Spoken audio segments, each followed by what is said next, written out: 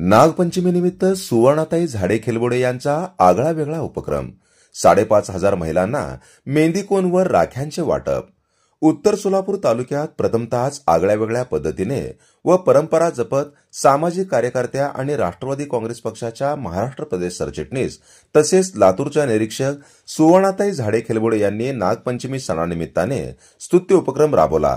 या उपक्रमांतर्गत मारडी, बाणेगाव, भोगाव, गुळवंची, कारंबा, अकोलेकाठी, बिबीदारफळ, सावंतवाडी, खेडपाटी आदी गावांमध्ये एकूण 5,500 महिलांना मेहंदीकोन आणि 5,500 लाह्यांच्या पॅकेट्स वाटप करण्यात आले.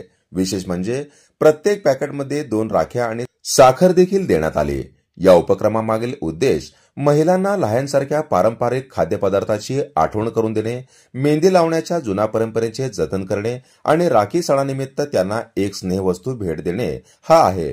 ज्यांना बहीण नाही, ज्यांची बहीण दूर आहे, तसेच स्थलांतरित कामगार व मुस्लिम बांधव यांनाही राख्या देण्यात आल्या. हे या उपक्रमाचे विशेष वैशिष्ट्य ठरले. हा उपक्रम मारडी गावात गेली 4 वर्षे सातत्याने राबवला जात असून गेल्या वर्षी 5,000 राख्या घरपोच देण्यात आल्या होत्या. यंदाही तो उपक्रम खंड न पडता यशस्वीपणे पार पाडला. या सामाजिक उपक्रमात महिलांचा, लहान मुलांचा व ज्येष्ठ नागरिकांचा मोठ्या प्रमाणात सहभाग होता. पॅकिंगच्या कामातही स्थानिकांनी उत्स्फूर्तपणे हातभार लावला.